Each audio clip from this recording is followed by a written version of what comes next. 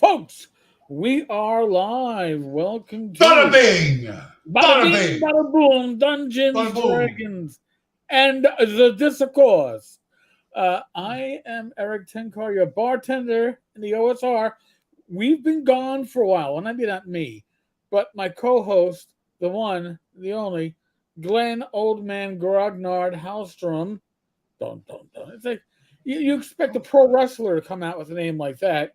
Glenn, welcome back. Thank you. Gonna take this episode and get in the labanza, man. The labanza. All And right, there, we're gonna get it.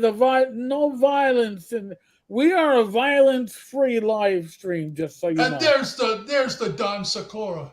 Sakura? Some Samora. Hey, he could be a more. Sakura, but that wouldn't that make him a tree? Oh no, I don't know. I Eh, had better plans for you, Michael. Anyway.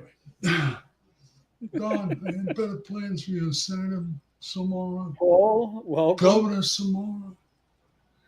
And Hey, Dave Thompson, you missed me last night? I didn't we. do it last night. I only I was lasted an hour. I I was was exhausted. I was supposed to What do the Matt's Thursday game, but I begged off because of the problems I'm having with my leg and my rash and everything. It's like I'm not sitting in your game room for 3 hours scratching. So Oh, no, I oh mean, yeah. Yeah, oh Dave, Dave, you weren't there either. I know. You know. I gotta get that guy from Boston to come down and break your leg or something like that. But we actually had a decent. I was on. I lasted an hour, and I warned people ahead of time. It's like I'm probably not gonna last full 2 hours. I'm probably just one and done. And I was one and done. I was feeling it because I was doing a lot of driving up there. We're doing a lot of walking, a lot of shopping, a lot of just enjoying nature, walking the dog, all that other wonderful stuff that you don't normally get done. And yeah, we had a chalet for 2 nights in Eagle Nest in the forest. Then we went to Taos and okay, rented a place there, and it was like I've never seen New Mexico so green. They got a hell of a lot of rain. thank It you, was Tom. weird. Um, I've been sharing a GIF on Facebook, and I don't normally share memes, folks. I am not a memer. But it was the meme to share, if you ask me. And I really I really like this meme because it goes back to what was one of my. And I'm not saying it's a top 10 movie, but it's one of those movies that's like a top 10 guilty movie that you enjoy. And for me, that's Wayne's World, right? Because Ah, again, I'm not saying it's a great movie. I'm just saying it's it's all right. it's all right. It's got something going for it. So For a minute there, what? for a minute there, I thought you were talking about the D&D movie again. No. But I here, watched I watched I watched some YouTube. Oh wow, so that that makes me feel old right there. doesn't it. And hold on, let's get this. Game on, dude. Game on. And it is literally it is game on time right now. So there was for those playing along Well, at I'm home.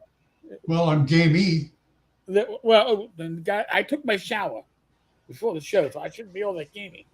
But for those following along at home, I've been involved in a lawsuit, and there was a stay in the lawsuit because of a certain bankruptcy that we've been talking about in the hobby. And the judge ruled this afternoon, yeah, the bankruptcy has nothing to do with this lawsuit, and they can just go bye bye. As far as we're concerned, though.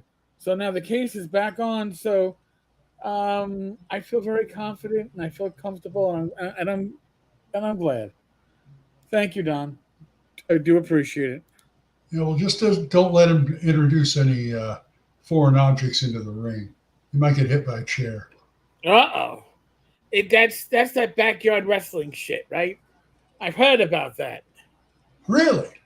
Yeah, Okay. you know, Yeah, they I've heard stand about on that too. yeah, they stand on tables. People really get hurt. James Seymour. So old man Grognard. So expect ageist, genderist, and addition war laden discussion. Since when? Yeah, come on. This is Glen Howstrom. Yeah, I made my peace with most all of the stuff I don't like in role playing. Most of it. I mean, I've even made peace with ascending armor class. Come on, you know. Oh, this is the man on the other side of the screen from me who has a show embracing taco. So you don't get much taco anymore than I should have worn my I Grok Thaco shirt. Doggone it. there. You go. There you go. Oh, Tammy, Tammy, my thank you. love. Tammy, my love. My RPG love. Hello. There we go. Yes, that part of the headache. Well, uh, the stay was a headache because it was like, is it a stay or isn't it a stay? Should I stay or should I go? If I go, there will be trouble. If I stay, it will be double.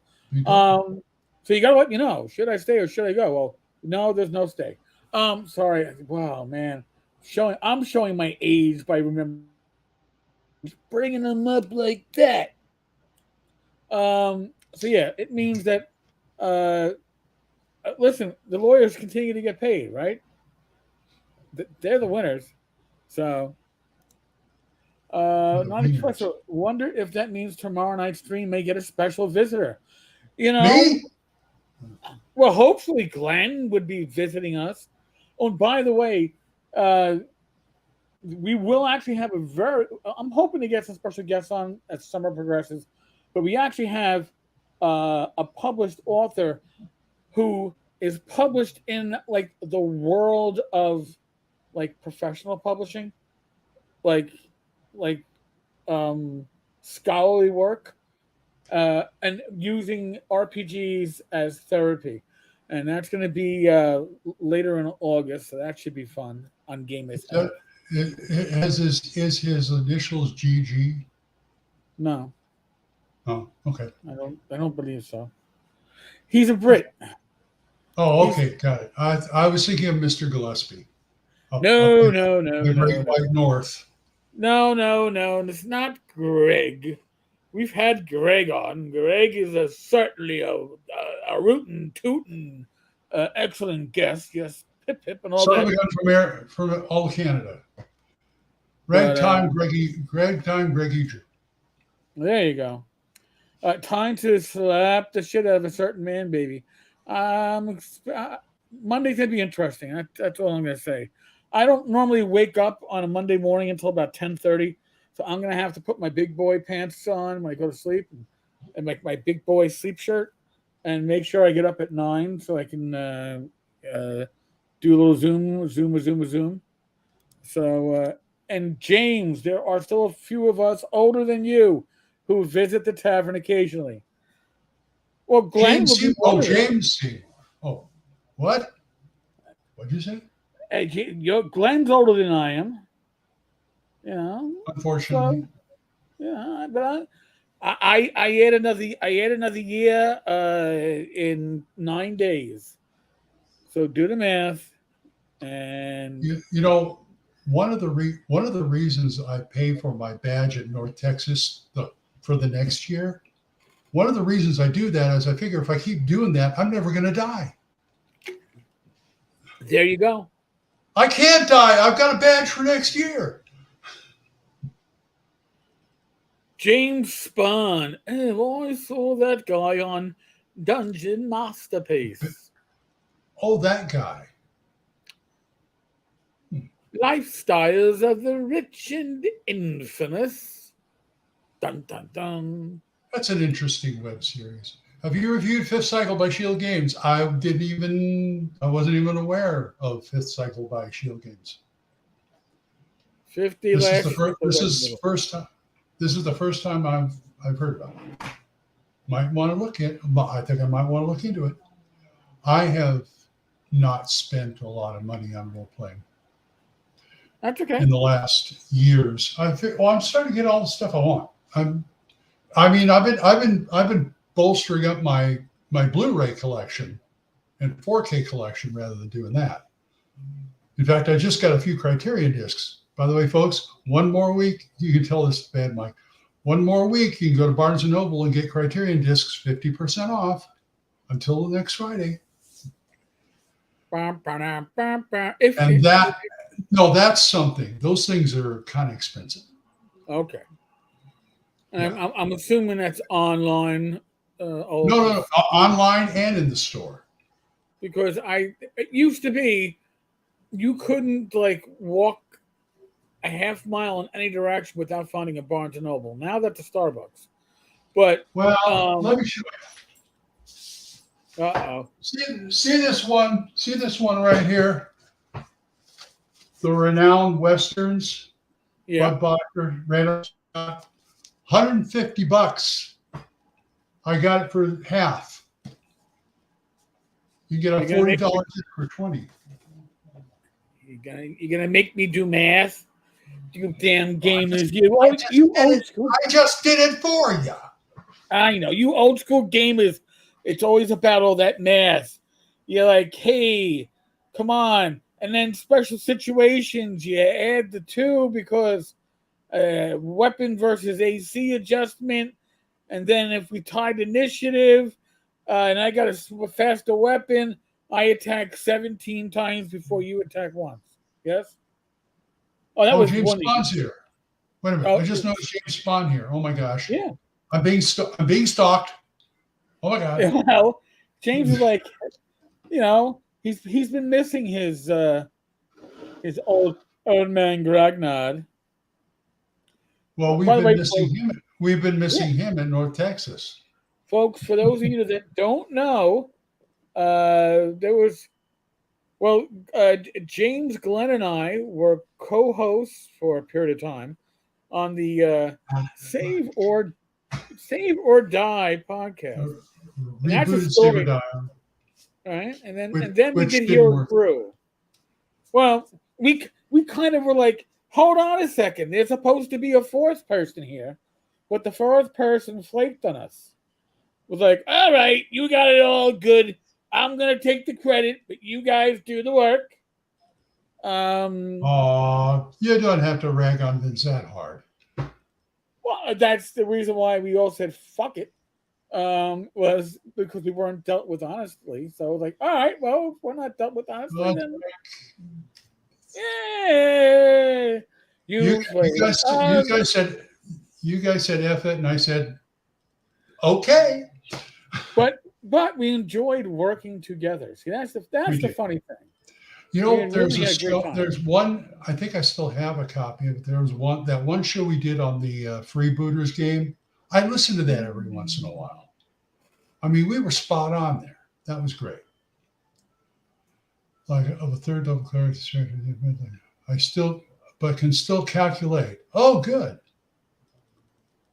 Yes, we have to adjust for plate mail, please. You better be using that chart. Gary included the chart for a reason. I'm really doing that old man Grognard shit right now.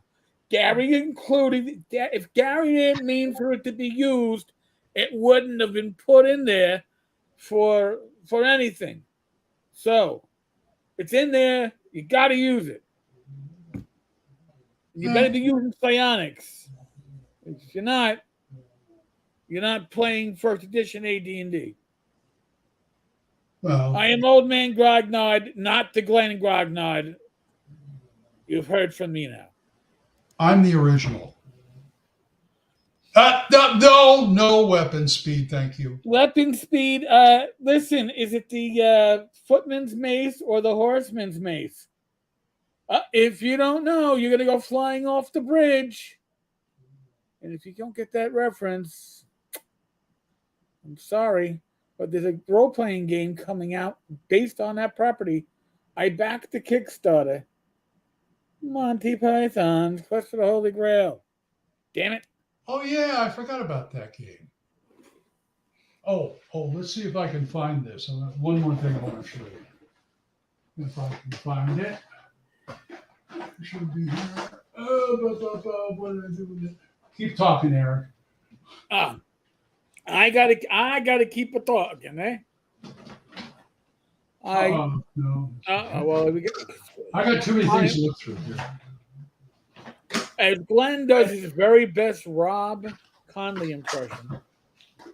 Oh, you want a Rob Conley impression? I'll give you a Rob Conley impression.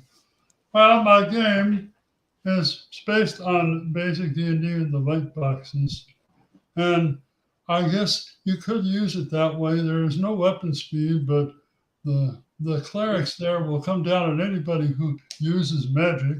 How am I doing? You want to fight Rob in a foam sword fight? Well, maybe. How about pillow fight?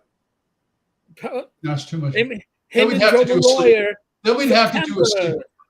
Coming to ShireCon near you, Rob Conley versus Joe the lawyer. Anyway, what I was going to show you was, I have the Monty Python and the Holy Grail card game, collectible card game, and someone, Mr. Tim Snyder, was nice enough to send me a card I didn't have, which was Sir not appearing in this film. Oh, because I said I can get that, it'll be complete. So now you are complete. Yes. I am whole. I just couldn't find it in there. I was going to show it. Oh, well. Bad Mike is not late. Bad Mike is bad miking. Bad Mike is like, if he says, hey, Glenn, you want to talk movies? I'll just, start working on a blog post, let the two of them talk movies, because two of them can talk movies. I got to tell you. I wish I actually, you know what? During one of the shows, I actually put up an episode of Radio Grognard that I already had to put up. There you go. Who was it? We had a guest on that liked to talk. And so it's like, okay. That can be most of our guests. Honestly, if you're going to come on to this channel, and by the way, Glenn, did you know that you're associating with somebody who's been termed problematic again? I'm excited. Who? Me. I made a problematic list. And by the way, there are 3 tiers. There's the no-no list. There's the problematic list with James Raggy, myself, Courtney of all fucking people. Wow. And then there's the platformer list with Bryce, 10-foot pole, because I guess he reviews products he shouldn't be looking at. So he should not be looking at stuff from certain creators. So Bad Mike is never late nor is he early. He arrives precisely whenever.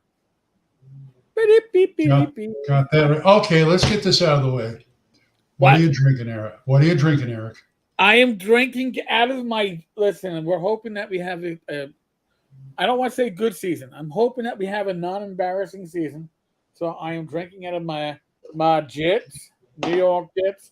And it's some wireless powder from Dollar Tree, which I find I have to use only half the envelope, or else I will be bouncing off sugar-free trees, because it's a little strong, but at a half dose, it's pretty good. And we picked up some good whiskey in the Poconos, Angel's Envy. Jim Kitchen brought it to North Texas, not this year, the prior year, and damn, it went down smooth. And Rachel's like, we should buy it because you never know if there's going to be a celebration. And there might be a celebration. So, I mean, just pop it open and have some. But oh yeah, Grim was on the no-no list. Oh, yeah. He was tier 1. Numero uno. Listen, I got to say, I like Jim. I don't always agree with Jim. All right, let me just put it out there real quickly. I like him. He's all right. But you know what? He is a truth speaker. Now, it doesn't mean that it's my truth, but when he talks about stuff, it talks about what he believes, and I appreciate that. And Grim, I guess 2 or 3 years ago, when somebody else on that no list, the pundit, where they were trying to peg me politically, and Grim said I was so neutral, it was pathological. And I was like, you know what? I'll take that Yeah, because if he it means said, yeah, I remember I saw that. He said you were that so neutrally pathological. I wanted to call him up and say, here, hold my beer. I You like want that. It's a neutral? I'll compliment, give you a man. neutral. You want neutral? And listen, it just means I'm God hosting a bless you. neutral ground. Obviously, everybody God has their bless. own personal opinions. That's I true. mean, Tony God Bennett bless you, passed away. Tony. Yeah, Yeah, yeah. Wow. There go bada the last bing, bada crooner. boom. The last crooner. Hey, I was about to say that. Uh, Damn it, Glenn, you're finishing my thoughts for me. They're going to say we're married or separated at birth. I'm not sure which one I prefer. Maybe separated at well, birth. well, if we were married, we can get a divorce and I can get alimony. No. Yeah. Well, no, actually, you wouldn't be entitled to my pension unless we were married when I was working, at least in New York State. So you'd have to have been there for me to earn the pension to be entitled to part of the pension. So Well, I've been called a man child before. Do I get child support? I already have a man child of 30 years of age. I don't need another one, man. Please. Tammy, don't get me started about Tony. I openly cried. My children are raised on Tony Bennett. He was the best. Um, don't listen. I remember him from being on like Johnny Carson showing up on like those talk shows, or probably even like Merv Griffin back in the day. But I don't really remember much of what Tony Bennett saying. Nothing against the guy. He's just not my generation, and my parents weren't really into him either. So kind of wasn't their generation either. Uh, I expect you to be on tier one on that list. Try harder. Try. But by the way, listen. And I've talked to people on that list after the list started, making its way around, and it's like, hey, I've been given a copy of a list. I was told to be careful sharing this. And it's like, oh, I have the same list. Everybody that's on the list has the same list because we're all looking at it. Um, I think the problematic people are the ones that have spoken with people in the no list. I've had Alex Macris on the show, right? We've had Fellow him on. travelers. You know, uh, I will bring people on from different political spectrums because we're talking gaming, right? I'm not telling, hey, Alex, talk to me about your politics and what do you think about? I don't give a flying fuck. So I am problematic because I cannot be canceled because I'm retired. I don't make money off this industry really, so it's not like you're gonna, starve me by taking away my chance to earn money. So I can speak my opinions and I can speak my truth, and that's dangerous. Okay, and I'm gonna go back to the G plus days. And I don't remember who told me this, but I was told that the problem with me was I did not use my influence for the Oh, proper bad. cause.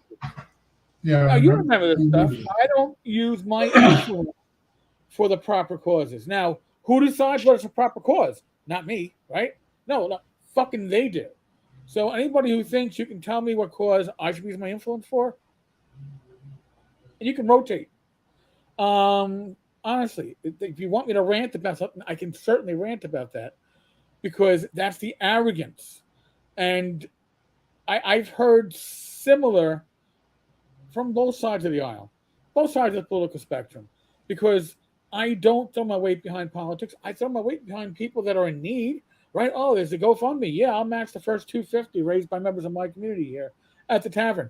Show me somebody else that's online, has a community that fucking puts their money, or in my case, usually money's earned on drive-through, but puts their money behind their community and people in the community. I don't ask what somebody's politics are when they're in need. I don't care. See, that's the difference. So I'm dangerous because I'm a free thinker, and I'm dangerous because I can't be controlled. And, Hey, and Glenn, you're dangerous, man, because you're on this show.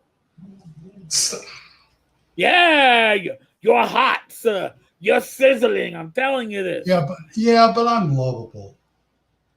Well, I rarely have anybody speak out bad about me, and I thank the Lord for that.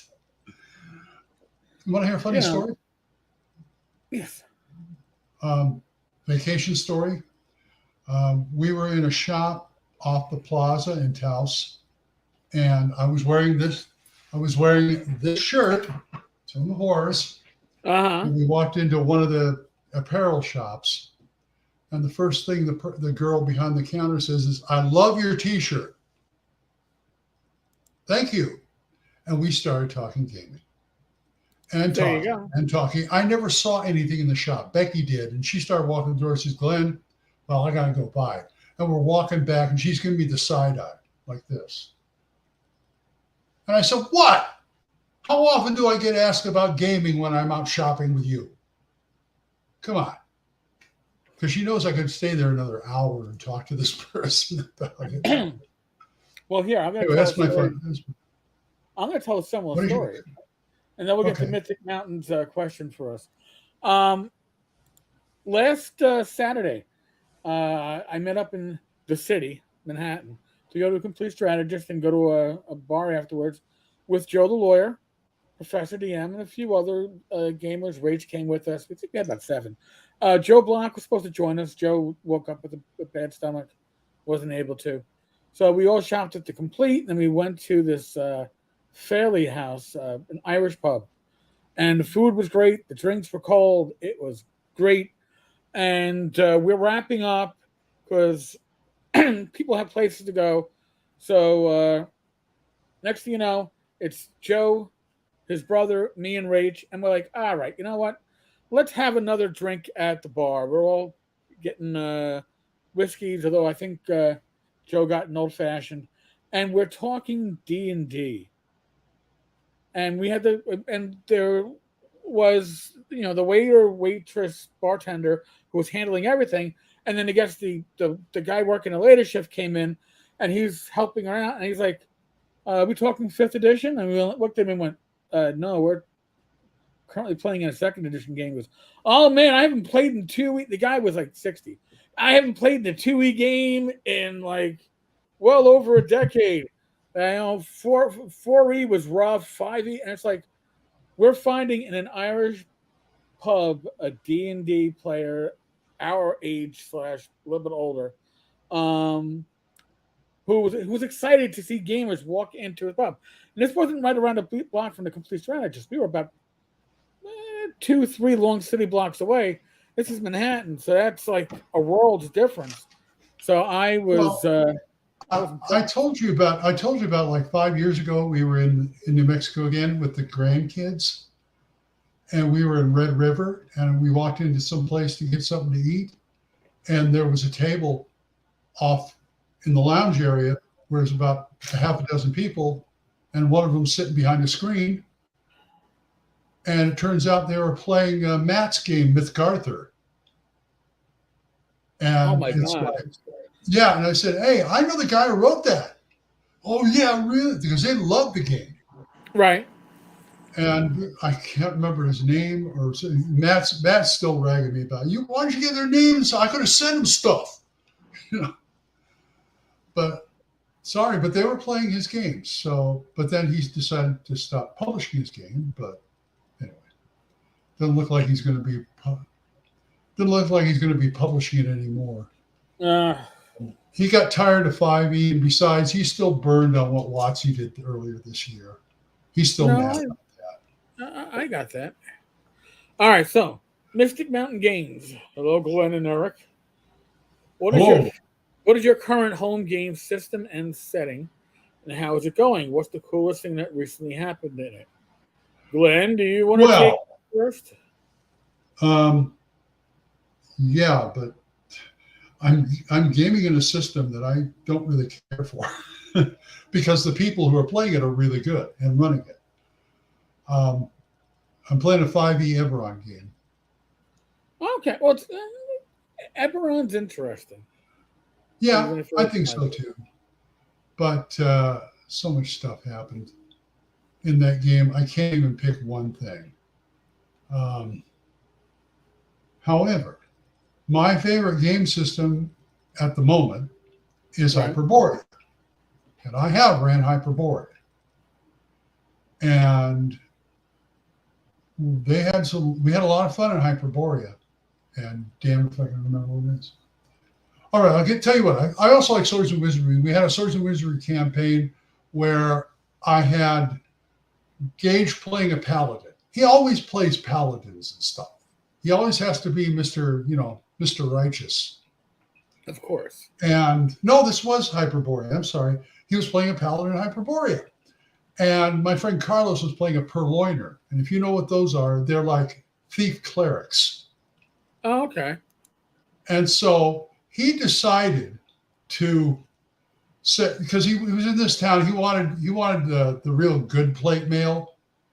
And he had the bucks to do it, but the weapon, the armor, I don't have that around here. We're a small town. But I know a guy who can make it for you. Okay, fine.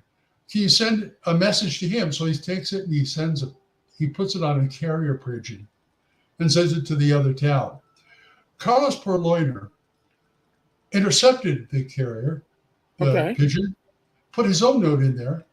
And his idea was he was going to have the armor delivered to him so he could sell it at twice the value to Gage's character. I said, you know what's going to happen is what? He says, you're going to end up with a pigeon with plate armor. There you go. Oh, man, that was great. So I'm currently playing in a 2E game run by Joe the Lawyer. When I say, I should say 2E because it's 2E by the book so long as you've got your 22 pages of house rules, which make it not really by the book, but still, it's a great group. It's a lot of fun. You've been having a good time. Joe was trying to fully integrate like two separate gaming groups into one in this. And listen, every gaming group has its own style, right? So, so you try to integrate it. It isn't necessarily going to be Reese's peanut butter cups. Sometimes it's oil and vinegar. Sometimes it's something that's somewhere in between. So we had a big shift, and for the summertime we're already taking every other week off. So then we kind of like went from the merge and said after the merge was done for a bit, it's like all right, and everybody still wants to play, and we may kind of like intermingle at some point, but basically we're separating back to the original groups because again, when you establish a group, and I'm not talking about convention games, but once you establish your group, you have a play style, and it doesn't mean that somebody else's play style is wrong. It just often means that the play styles don't mesh very well, Right. and that can happen. So that to me is the biggest event that happened there. And listen, Tavernites get tier listed by association. Do not tempt me. Do not tempt me, James Satan Seymour, to get Dominions their own tiered ID cards. Don't tempt me that. Tempt me not, James Seymour Satan. Or Satan Seymour or something like that. Tempt me not. And Well, yes, Mario Evil DM is a bizarre combination of this becomes a bit more of a Reese's peanut butter cup because taken separately, they represent two individuals that are probably less appreciated by many of us, but it is such a great combination that it becomes humorous and entertaining. So yes, well done, Mario. Mario, hey Mario, and yeah, no, Mario, Hello, my name is Mario. and I'm a Luigi, and we're Yeah. here for Donkey Kong. Or Oh, if you're in, or if you're into Captain Lou, hey, it's Mario. It's the Mario Super Show. Do the Mario. it's funny because Joe the lawyer was using the evil DM as his subheader, because like old man Grognard, a gangbusters guy, tank car, your bartender in the OSR, Joe the lawyer, evil DM, and then people are like, "Are you really Vince Florio behind that?" He's like, "Ah, shit." Nobody gets to see, nobody gets to see Joe. Joe is the guy who was like, it's like, "Hey, there's another avatar up on the screen. That's Joe again. God damn it!" So, What uh, version of Game Busters do I play? Uh, I started with original, and I'm now playing BX because it's so much easier. And there you go. also, I'm a friend. I'm a friend of Mark Hunt too. So yes, I love the way the BX game works. It's so much easier to run that way. Tom, I've already done that. It did not bump me. It might have brought me from platformer, which I was explained. I only platformer stuff I could find was usually video game related. But platformer, somebody's like, well, people that do reviews or people that I guess give voices like Bryce Tensel Pole. He does a lot of reviews. He does a lot of like product that shouldn't be looked at because bad boy wrote that. Um, I don't know if I would have been there, but since I had Alex on this show, that brought me up. But again, I've also had Courtney on the show, and Courtney's problematic, and I've had James This Raggy on the stuff show. does not. This stuff does not bother me. I mean, it should, but I was too young. But I do know recollections of people who went through the Red Scare in the '50s in Hollywood, and it Oh seems yeah, like this is another witch hunt, oh yeah, and I hate those. yes. So yeah, just push harder, work it out, talk to a lot of the right wrong people, and then you too can make yourself move up the list because these lists are stupid. Okay, and listen, I've seen the lists come out from the right too. It isn't just one side that does these lists. The right does it too. The only thing is, usually the left are the stupid ones that pass it around like it's candy. It's like, hey, dude, Mhm. you want to take a tote from my anti don't do with them because the problematic list? Oh yeah, man, pass that on down to the next guy. It's really what it becomes. I don't. Yeah, But yes, guilt by association. I guess Bad Mike would be problematic -1. Glen maybe is problematic -2. He's got to work up. It's like remember when Cavaliers had to start as like squires in Unearthed Arcana? They started with negative experience points. They had to earn first level. You gotta work your way up. You're like my squires. You'll get there. Yes, I Mark, don't it's worry still, about it. it's still getting oxygen. We didn't bring it up. It got brought up. So we've been talking about other stuff. Apparently, this is where you came in on, though. Yeah, lucky you.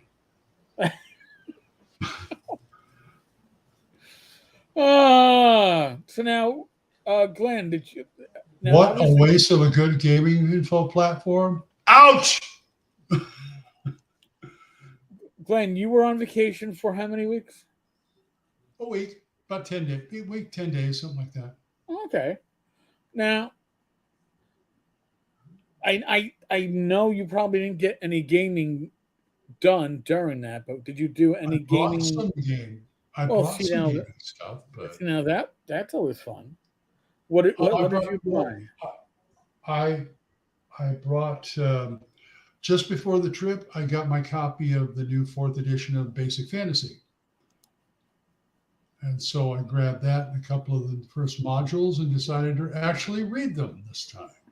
Oh, the basic fantasy modules are excellent, man. Yeah, Everything, and you're ordering that pretty much at cost from Amazon if you're getting in print, folks. You can't, I you paid know. $6.50, and that was only because it was a buck and a half.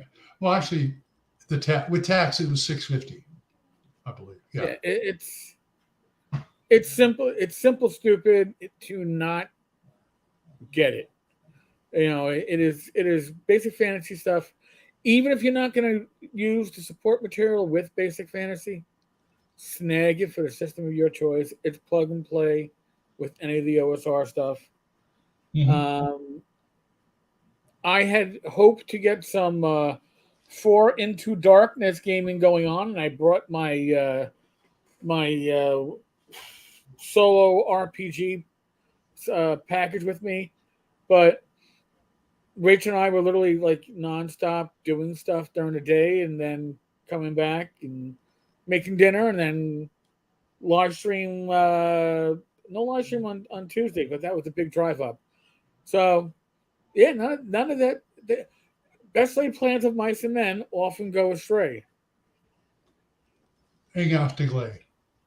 1 week until Gary Gygax Day. Are you getting a game together? Well, we'll have a Oh, game. good A regular Lord. scheduled game is next Tuesday. I had to remember that used to be Mondays my are my next one. yeah, Tuesdays used to be date night because me and Rach used to go out with a few of our friends. That used to be the bar night. We were able to move that to Mondays to accommodate this change in the gaming night. Because as you know, adulting means juggling. Um, but and then tomorrow, and this is just happenstance because we do this usually late spring, early summer. But again, adulting means when you're trying to get the schedule of five people to match up in the summertime when people have kids and jobs, it's hard. In my old gaming group from high school and my college years, and I guess post college years, we get together once a year, late spring, early summer, and we hang out. We video game, we drink, we snack, we go out to dinner. We We just laugh, we cry. Yeah, but basically because we're getting together because a friend we lost from our gaming group, Paul Benedetti, on 9/11. So this was a group that we were basically the core six, and then it became the core five. And we've been getting together in memory of Paul yearly. The only year we didn't do it was 2020 because God, uh, geez, how that was. But honestly, I could not be happier to know that tomorrow is the day we're going to hang out. And I always bring gifts. So this year, everybody's getting a copy of Four Into Darkness, so they can do their own solo gaming, and maybe I can get these guys on a VTT once a month and run some AD&D 1E or 2E or Swords and Wizardry or something. They wanted me to run 5E, and I had to tell them that ain't happening. I'm not going to learn this 5E for any That's reason. right.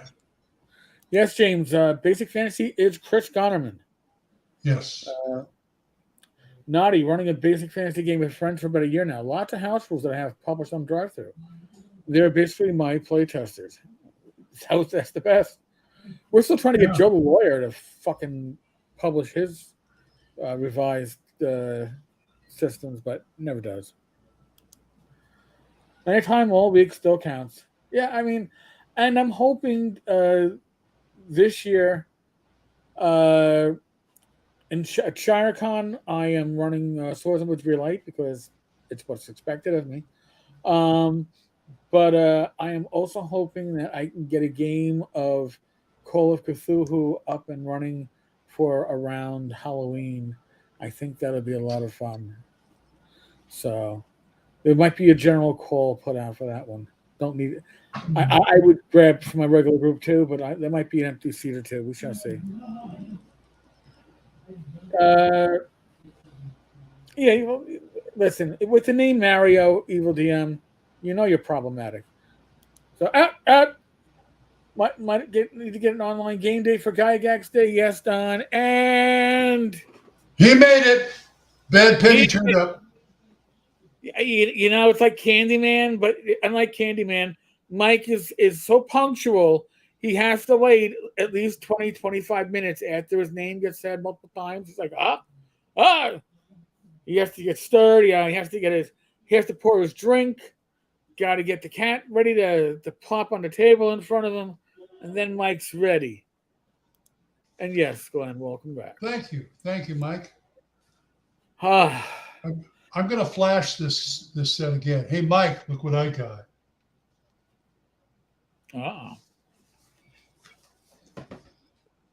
I wasn't staring at a D20, but Tammy was asking about you.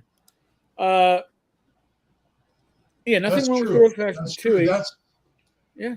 I like a blend of 1 and 2E. That's mostly 1E, but 2E has some advantages. 2E falls apart with the Splat books. Splat books horrors is what made me give up DMing for a while with my old gaming group. Because, and I'm going to say one word. Well, technically it's 2, but I think it was 1 in the book. Blade Singers. Blade Singer. It's enough to make you want to stop DMing. God damn it. Yes, the bed Mike is in town. I kept at the bed. Yes, we did, I think. Hey, Tom, you made a list, right? It's like Santa Claus. He's making a list. He's checking it twice. I'm going to find out who's problematic and not. There you go. If Tammy and Tom are asking for me, I'm there. I think Glen's the one that said it, that Mike is, or is it Tammy, that Mike is always on time because it's just when he's there. That's true. Leave out the Splat books and you are good. Yes. Well, and the proficiencies. Leave those out. Didn't 2E introduce XP for like spellcasting? Like, and for thieving for thieves? I don't know. I really gotta. I'm playing in a 2E game and I haven't even opened up a player's handbook. And I'm playing a cleric. God. I am a horror. You are a man of many facets. You're a player of many facets. Listen, we can't bring bad. There's only enough room for 2 egos tonight. All right. Yeah, but I've been out of town. Yeah, I mean, you had Ben Mike had Rob on there. Yeah, we needed Mike, Rob. Right, Mike and Rob to play the role of Glen, and it was so good that Glen came on tonight and played the role of Rob by bringing stuff out of his collection to show. I swear to God, my heart grew 2 times bigger, and I'm not, and it wasn't going through any of those heart palpitations when it did it. I just couldn't believe it. Thank you, Mr. Well, Tammy asked. We got to bring him in. If it was anybody else, no, but it's Tammy. It's a Friday night. He's probably half naked and, partying. Listen, Mike's in a hotel room right now, all right? Because his house is being worked on, and he is living it up in a hotel room using, like, room service and shit like that. So God only knows. I don't want to know what's going on in the background if you brought Mike in. So, Mythic Mountains RPG. Your call. Your call. Mike's call. If Mike tells me, pull me in, coach, I'm ready to play today, I'll pull him in. I love all the He's setting stuff from 2E. Yes. Dungeon Crawl Classics to play through some Planescape adventures. That sounds like an interesting combination. I gotta say. Ice Merp gave out Expo for travel. I do remember that. really. Yep. I'll be running an open Mark. I'll be running an open mid-level 1E AD&D game at Lake Geneva Games for Gygax Day, and Alex will be running the store. Anyone can stop in, play, maybe share some stories with Alex about his father. Glenn, ask Tammy what play she is doing. What play she is doing, Tammy? It's not grammatically correct, but what the hell? What play are you doing, Tammy? I don't know. Bad Mike has been in from the car. Bring him in. Dun dun dun. No room service. Charge it to the insurance. Actually, we got stuff that Gamers Health. We have stuff to talk about on Gamers Health. It will be interesting. I guarantee it. I had a doctor's appointment that literally I had to wait 6 months for, and I'm not in Canada or the UK. I believe it. You know, apparently, and I didn't know. It's like, oh well, I'd like you to see a nephrologist. I'll make the referral, and it's like, a nephrologist? Hey, what exactly is a nephrologist? What? Kidney doc. I went, oh, fuck. Apparently, kidney problems go along with diabetes. So, I'll leave that with on Monday. I'll leave the surprises for you after that. I'm still here.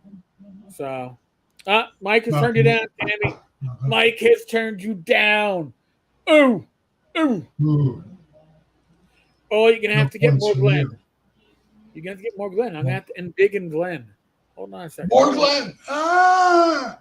How do I embiggen Glen? Hold on a second. There we go. I embiggened Glen. Now you got more Glen. More. If you never had enough Glen, now all Glen all the time. You give us 22 minutes. We'll give you the Glen. the Glen channel on Roku. Yes. All Glen repeating every 22 minutes. 10 wins. You give us 22 minutes. We'll give you the world. 6 p.m. pre-gens provided for the game I am running. Okay. Pretty cool. Lobster roll for $32 in Maine. Yeah. I think I'll pass on that. Oh, see now Glen's in first position. See, Glen, that's problematic, man. That's problematic. You being there.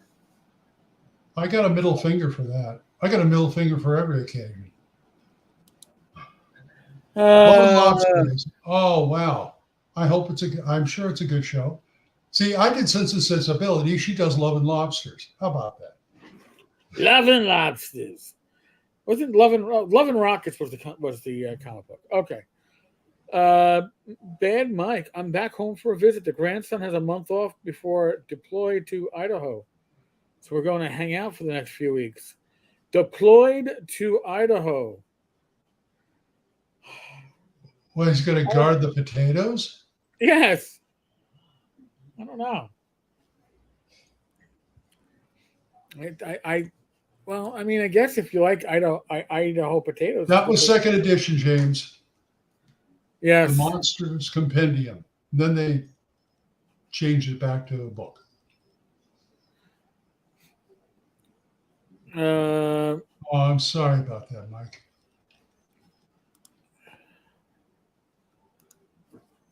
The Compendium to the Binders. Great idea, terrible concept in reality. Yep. Actually, Did not last. It was a great idea. Bad execution.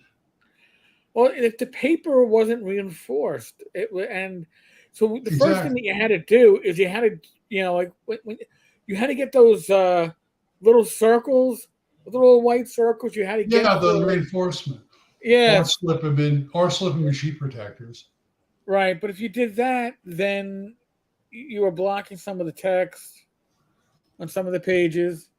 And listen, sheet protectors. You think I could afford that in college? I Sure. remember about quite a few years ago in North Texas, I was at the 2E panel with Steve Winter and Zeb Cook, and Steve Winter laid out why it was a bad idea. He said we found out all of a sudden we have to write like a full page and a back page for a monster. We had to flesh it out so it looked good. And Right. I said, well, why don't you just fill as much as you can, leave the other side blank?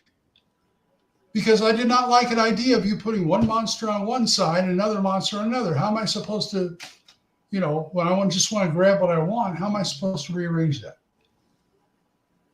Last rehearsal teaching a Manhattan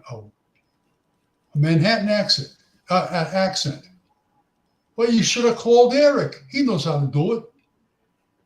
I don't know. I just speak, man. And technically, my accent's probably Queens.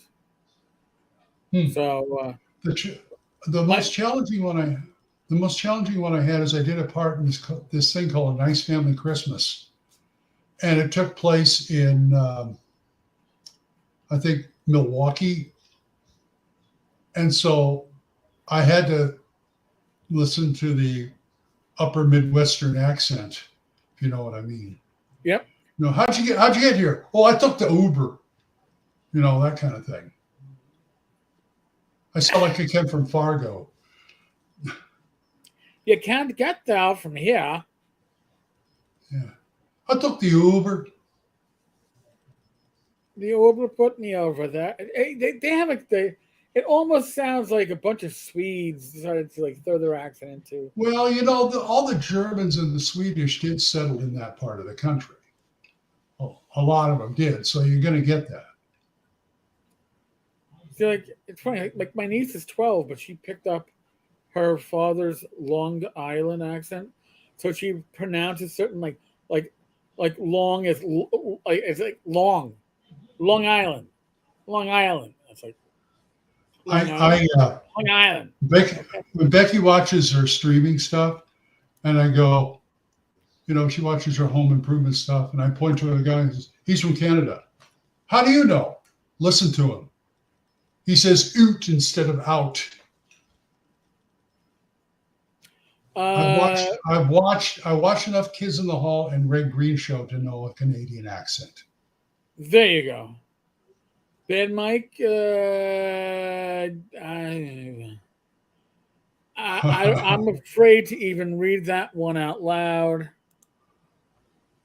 If you weren't born here in Maine, then you're a true Mainer no matter how long you've lived here. You can't get there from here. No, that's New York. Well, that's true for a lot of states, Tammy. If you're not born it's like yes, can you become you can become a New Yorker if you live in New York for 10 years, especially if you're living in Manhattan, because you learn survival skills that Manhattanites need to learn. But if I moved up to the Poconos, I'd be tolerated, but I would never be local. This is one of the reasons I like role playing. I get to do accents. I do accents all the time. Yeah, sure. But for the first 5 or 6 years I moved out here to Oklahoma, I was like the go-to guy for a New Yorker. What I always wanted to do, I wanted to do this for St. Patty's Day when I was a police officer, a cop in the South Bronx in the late 90s. And I wanted to go over the radio because we had in the 4-8 precinct, we had a cop who was off the fucking boat. He had the Irish brogue, and you'd hear him talking like that to Central. And I wanted to go over it one time and go, 4-2 Central, 4-2 Central, can you show me nipping out to the pub for lunch? I'll advise when I'm 84 and on patrol. And I knew if I did that, I would get called back to the station house and get my ass ringing by my boss. I was like, can't do it. But man, it would be funny. When we did Sense and Sensibility, the director wanted everybody to have British accents. And there was one guy who was an actor who's done shows at that theater and others before that was from Great Britain. So she brought him in to coach everybody on the British accent. And I'm not bragging when I say he looked at me and said, "You're fine. Just remember to hit the T's hard. That's it." Everybody else was like, he was giving him notes and stuff. "No, you're fine." Tammy, I had at the time I had an Irish bartender. She actually owned the Barry Inn, her and her husband. Her husband was a German who was from Poland, but he was ethnic German. And Bernie, the sweetest woman. And she had an Irish brogue because she came over from Ireland. And I would do my Irish brogue with her, and she'd be like, "Lad, cut the shite. You sound like a fucking leprechaun." She goes, "The only Irish that sound like that are on TV." I have a friend of mine who's also named Eric, who's from New York. He's a fellow gamer. And he calls that accent the "I'm gonna go F a potato" accent. Oh yes. I'm gonna go F a potato accent. I says, "Well, I can do that one. That's a stage Irish. But I can the flock of seagulls is a bunch of shite." That kind of thing. I remember we did a show on radio plays of the 40s and 50s.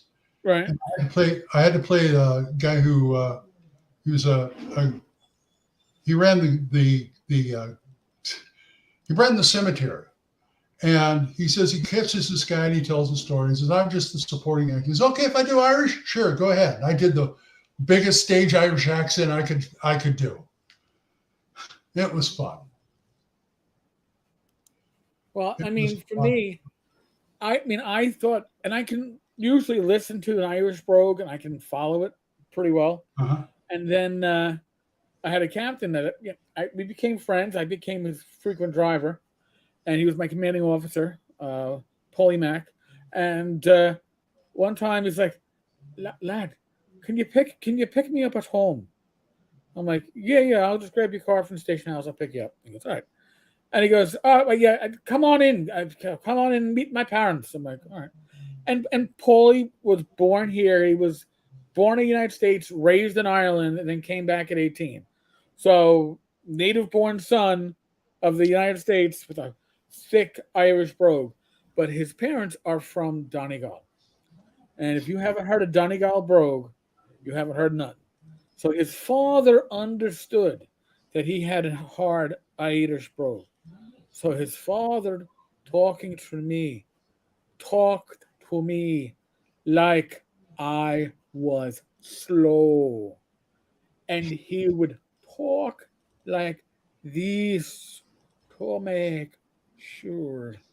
I mean, that's how he did it. And it's like, "Sir, you can, I'm not mentally deficient. You can probably," but his mother, sweetheart, and God, Paul was, he was on TV on the Irish channel being interviewed by somebody, and his mother's like, "Oh my God, but since you're here, I'm like, "Paul, what the fuck did she just say?" He goes, "Oh, lad, I'll be on the Irish news at 4:30.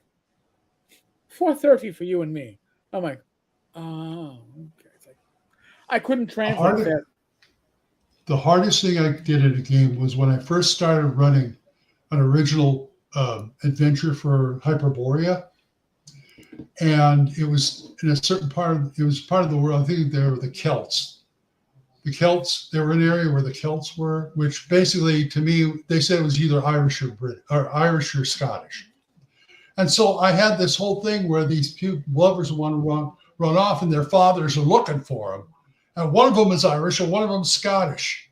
I had a hard time having them argue in between themselves. That was really hard.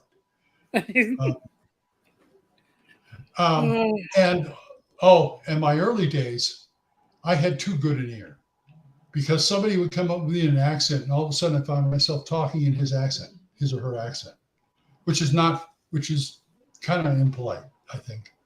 I had a friend of mine. We were working on a float in high school for the homecoming, and he was one of the theater guys. And we went over to his house because that's where we were working on the float. And his mother comes out, and she's from down south, and she starts talking like this, and it's like, oh, you're one of his friends? Well, howdy, how you doing? And I go, yeah, hi, hi. It was crazy because immediately I was just going to be cornpone, Well, a part of my issue with my accents that I play with is that I am a bit of like a parrot. I hear it being used around me, and then I just start. Yeah, exactly. That's what I'm saying. Yeah, I had to train myself out of that. Yeah, so before I became a cop, I worked retail at a major New York City department store, which is no longer in business. Not a surprise. And I sold electronics. And I had a customer come in, and he's looking at the TVs. These are back when 20-inch TV sets were big-ish. And I'm showing him this, telling him what we got and all this stuff. And then in the middle of the conversation, he goes, and I'm not going to get the accent right now because I'm not reflecting it. But he goes, are you from London? And I realized that he was a Brit, and I was reflecting his accent back at him instinctually, right? So right away, I did what any quick-thinking American would do. I blamed my mother. I was like, no, I'm sorry. I hear it all the time at home because my mother is from the UK. She's from England. Oh, where? I go, oh, like you said, London. He goes, really? Where in London? I'm like, oh, fuck. I don't know where in London. I went, North London. I knew I heard a North London accent. I went, holy shit. Made the sale. I was like, all right. It's like, okay. What the hell? He bought it. Right. So maybe a year later, because listen, women like accents, right? When you're goofy, women like funny guys. So I was trying to impress a girl at the bargain table. So I slipped into a Yiddish accent. I was talking like I was a Yiddish. And if you're in New York, you hear a lot of Yiddish. You hear the Jackie Mason comes out of you sometimes. You turn the wheel this way, the car goes that way. I wouldn't know which way. And I'm doing that. And then I hear, are you mocking me? I turn, and it's a woman, probably 80, 85, very, very Jewish, from the old country. Are you mocking me in the way I talk? Oh, shit. Again. And our name tags have her name. I'll let you know when I'm mocking you. So I threw that one again. Blamed my mother, that my mother was Jewish, from ancestors came from Germany, the whole 9 yard, the high holy days. I got to God bless. God bless. I'm so happy you keep the traditions alive, even though you're being raised Catholic. So it was. You got to be able to be fast on your feet when you're a parrot of accent. Oh yeah. So, I was always dismayed that everybody thinks dwarves sound Scottish. Yeah, see, I'm going to run out the mums in your dungeon. See, I'm going to give you the old cement shoes. See, sounds more like I could see that. You're going to run beyond my job in dungeon. See. Well, you got hill dwarves and mountain dwarves. Well, I know, but I would throw stuff in like I'd make a Russian dwarf and do the Russian accent, and it just throws them off. I mean, I said, come on, I've done Fiddler on the Roof. I can do a Russian accent. I can do a Russian Jewish accent. You want that? In fact, the director had to pull me back a couple of times. She says, you don't understand. You have the thickest accent in this show. Could you lighten up a little? Some of these people really can do an accent. Because I've got this voice. I can do this. I like this voice because I can add whatever I want into it. Right. So I start talking like this. And he says, he comes over to my shop. You know nothing. You know, that kind of thing. In fact, one of the guys in the show kept saying, when are you going to find Moose and Squirrel?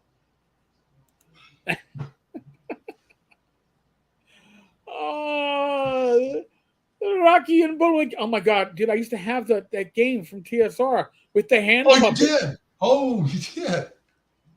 Well, the one I'm looking for is the TSR, the Honeymooners game that TSR put out. Nobody ever mentions that one. I always wanted that one because I love the Honeymooners. Yeah, they tried to give me, I think, the Dallas game at North Texas, and I didn't have room. Well, they played that in North Texas one time. Tammy, you're right. I mean, the only accent I really struggle, the two accents I struggle with are Cajun and Welsh. I figure once you get to Scottish, you're halfway to Welsh, but you got to make it even more unintelligible. And Scottish is not the easiest one to do, and Welsh is. What?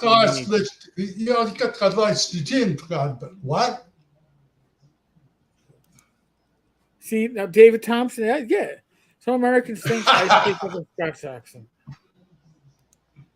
You do? Well, aren't you kind of up north there, David? So maybe you picked up a bit of the Scots. And I'm not saying that you're like McCoy. Not McCoy. Scotty. And his... There was a real question about skill versus level-based gaming, but we don't do serious questions, do we, Glenn? Skill versus level-based gaming. I'll take level-based gaming for 100. Yeah, I think that our brains are wired. We can see level-based gaming. Yeah, I have a love-hate relationship with skills. To me, if the game is built around skills, go for it. Fine. I'm okay with it. But if you're adding, oh, thank you, Fugly. One of these days, Alice. Bam. But I'm skinny enough. I do add it. Ralphie boy. Hey, totally lost. Oh, skills. Right. Yeah, skills. I don't really like it as an add-on to a role-playing game, because then you start getting a little nitpicky about the stuff. I found that's out in second edition real fast. Well, I mean, another way I look at skills versus levels is if I am going to be running a game for, I don't know, 4 to 6 players, I'd rather it be level-based with classes. And there's a reason why. Because I can plan and balance adventures out. Anything that's based on an OSR, whatever the system is, my brain can balance that shit out. It can work with that. If I'm running group, go ahead. No. It's sorry. I'd say if I'm running with a smaller group, like 2 to 3 players, I'd rather it be skill based and not level based. Because if it's skill based, I don't have to worry about, there's no spellcaster, there's no healer. No. They can fill all these roles kind of because it's skill based. They aren't going to be slathered with. But you have to keep that in check though, because like Pathfinder or 5e, they put out books with more and more skills and more feats, and and I can't follow that. I mean, as a GM, I wouldn't want to follow that. Oh, I got this out of this book. Well, you're not using it in this game. Fugly, Chaosium Magic World basic role playing is great. I remember getting the basic role playing box set, and it had the magic. I mean, the Magic World rules were like just like a thick pamphlet, but it was awesome. It was just enough. It was just enough to get you going, and I think that's really. A lot of times where we need to be is just enough. And as far as like skills versus levels go, I think that's why I like Hyperborea. It's like a perfect storm because you have these 26 classes and they all have their own special abilities. So, if you want to do something specific, look at those. You'll find something in there you can use. And you already have, the skills that goes up as the levels go up, like 5e. So to me, it's a perfect storm, perfect combination. Fugu, thank you for correcting me. I couldn't remember. Oh yeah, that's how they got Super World too. That's how they got their supers.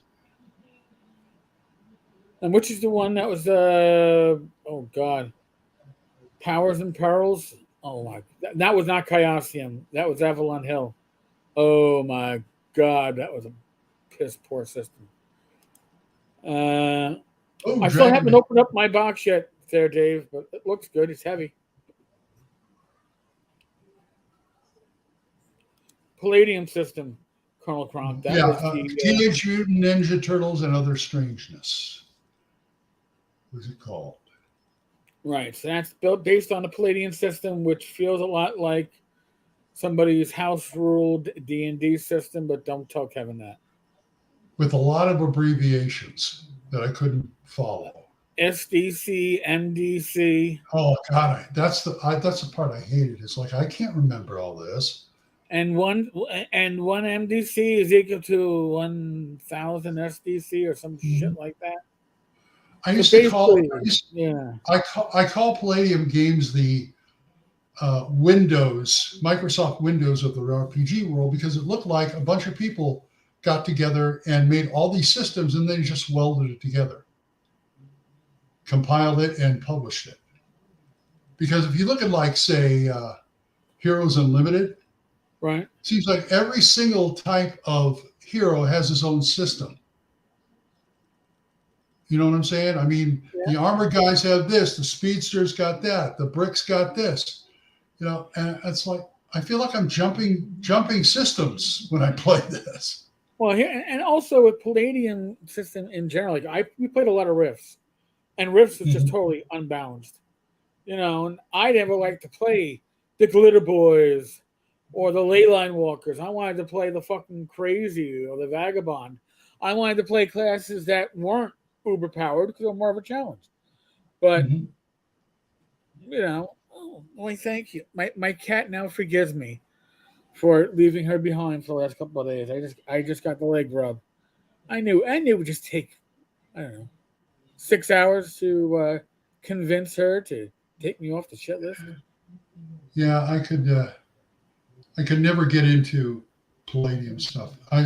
The only one I kept was Teenage Mutant Ninja Turtles. I got rid of all the Palladium fantasy stuff I had. Of course, that was the period when Palladium. No, I'm fine. Palladium Fantasy, what? I love the setting stuff. I love the resource material for it. I just don't like the system. So, I think the Wolfen are cool, but Wolfen? Oh yeah. You don't have to tell me what that is. I know. I want to play a Wolfen Dachshund. That's what I want to play. I want my Wolfen. A were-dachshund. A were-dachshund, yes. A were-wiener dog. They're dachshund. They're dachshund. Yeah, everybody play Hyperborea. You'll love it. Anyway, that's my plug for the night. Well, not my own plug. Listen to Radio Grognard. That's a good plug. Listen to Radio Grognard. Now, the Radio Grognard, you got new episodes coming out, you said? Yeah, right. Still trying to herd them cats. I tried to plan 5 times for us to get together to do a show, and it was always something. Oh, wait, you're talking Thaco. No, yeah, you're talking your Thaco brothers. I know. That's believe me. Okay, listen, what? Yes. Oh, so you got a question there. Oh. Well, the What's one the RPG you never played but always wanted to? Well, let me tell you. None. The reason saying is it used to be gangbusters, but in the last 10, 12 years, I've got more than my share of gangbusters. There you go.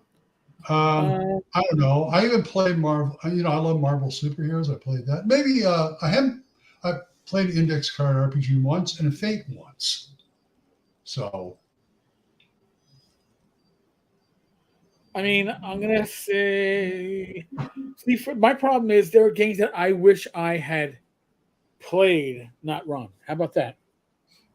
I wish I had a Right. chance to play Warhammer Fantasy Roleplay 1E. I played that. RuneQuest Second Edition, Call of Cthulhu. These are all games that I ran, but I never got a chance to play as a player. So I all right, I got one. DC Heroes. Never played it. I never played it, never ran it. I owned it. I never owned it, but I do own this. The Blood of Heroes. Which is DC Heroes with the numbers filed off. Oh, okay. Yes. And it's out of print. Thank you, Bad Mike. I got that from Bad Mike a couple of years ago. Nice. Mario, never played Heavy Gear Tribe 8, the Silhouette system. No. Do not even know what it looks like, but I know what the books look like because I've never seen them on shelves. I just never was into it. There's a post-apocalyptic game I never played that I always want to. I can't remember. It's something Highway. Oh God, I know exactly which one you're talking about too. Came out like I don't know, 10 years ago. Yeah, I did a printout of it, and there's only one supplement, which is Irradiated Freaks, which adds the mutants, because this is more Mad Max than regular post-apocalyptic. Right. I liked it. I thought one of the cool things is you have a character sheet. You also have a vehicle sheet, like in Car Wars, and you build both of them. Oh, now it's going to all night. I'm going to be thinking about it. It's out in storage somewhere. I'm going to be, what the hell was that game? What the hell was that game? Something Highway. You can buy it on drive-thru. Yeah, I know. I remember the cover. Atomic Highway. Thank you. Highway. There you go. Thank you. Always wanted to play that. Thank you, RPG Overviews. Well, not that I haven't been having a good time, but I just yawned a few minutes ago. So I don't understand. Vacations are supposed to be these ways that you recharge your batteries, but I mean they make me tired because I guess because you do more stuff on a vacation than you normally do in your regular day. That's right. Like, I gotta cram more stuff in. I gotta do more stuff, get more better. So, and by the way, Don, if I'm pissing off a certain someone, so be it. Yawning is fine. I am very relaxed, but I also find that I don't want to be rude by yawning. So, what can I tell you? But Glenn, holy shit, man! I can't. We haven't been on since what, like early June, mid June. A month. It was good to kick the tires again. Yes, it was. It was a lot of fun. And again, folks, we did a shit ton of and I'm not even on my hydrocodone. So. Oh snap! Well, there you go. Yeah, I ended up in the ER twice last month. So Jesus. At one point they gave me one was I blacked out and fell down in the living room. And the second was because of my leg having a problem with it. I was getting cellulitis again. So that's why all the antibiotics. And I fell down. I found out I fell down. I blacked out and fell down in the living room. And the result of it was the fact that my blood pressure was too low. Because I'd lost so much weight, they had to readjust my meds. Okay. I can see. Good. I remember that. I was in the afternoon. I was lying down in bed, and it's like, I'm going to go get the mail. And I walked from my bedroom out to the living room 3 times. I'd take 10 steps and feel dizzy and go back into the third time. I said, no, I'm going to go do it. And next thing I know, I'm clutching on the couch and falling down. Oh, jeez. And that's the point. Becky said, you're going to the ER. Okay. And he took me off he said, get off your meds, get off your blood pressure meds, get yourself a cup, and twice a day, take your blood pressure and write it down, because I was going to see my doctor the next week.